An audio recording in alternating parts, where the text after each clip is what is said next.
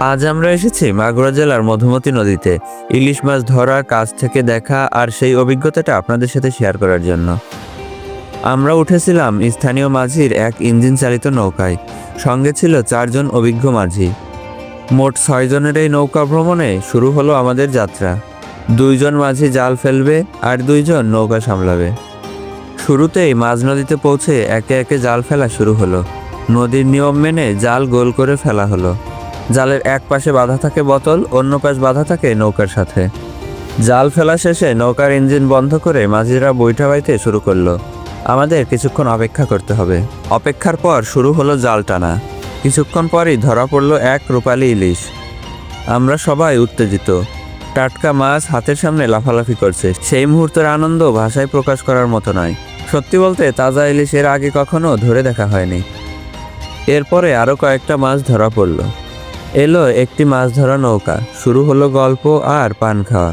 শুধু ইলিশ নয়, মাঝিদের গল্পে আরও জানা গেল এই নদীতে বড় বড় পাঙ্গাস, কাতল, বোয়াল সহ নানা রকম মাছ পাওয়া যায়। তবে বাস্তবতা হলো এখন আর আগের মতো তেমন মাছ পাওয়া যায় না। নদীতে মাছ কমে যায়, মাঝিরাও চিন্তিত। সন্ধ্যা নামতেই বাতাস ঠান্ডা হয়ে এলো। নৌকায় বসে সেই বাতাস লাগছিল অসাধারণ। চারপাশে অন্য নৌকাও দেখা গেল। টিপ টিপ করে আলো জ্বলছে। তারা মাছ ধরছে, কেউ বা গাইছেন গান, কেউ আবার বসে গল্প করছে অন্য মাঝিদের সাথে। নদীর বুকে এমন সন্ধ্যা সত্যি এক অন্যরকম আবহাওয়া তৈরি করে। সন্ধ্যার পরে আবারও জাল ফেলা হলো।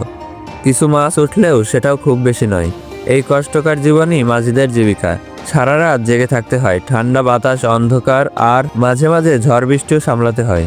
কিন্তু যখন একটা বড় মাছ ধরা পড়ে তখনই সব কষ্ট ভুলে যায়। সত্যি আমরা দেখলাম তাদের সংগ্রামী জীবন। তারা রাতের ঘুম ত্যাগ করে সারা রাত নদীতে মাছ ধরে, আর সেই মাছ পৌঁছে দেয় আমাদের স্থানীয় বাজারে, বাবুখালী, নওপাড়া ও মোহাম্মদপুরের হাটে। সেখান থেকেই মানুষ কিনে নেয় মধুমতির রূপালী ইলিশ।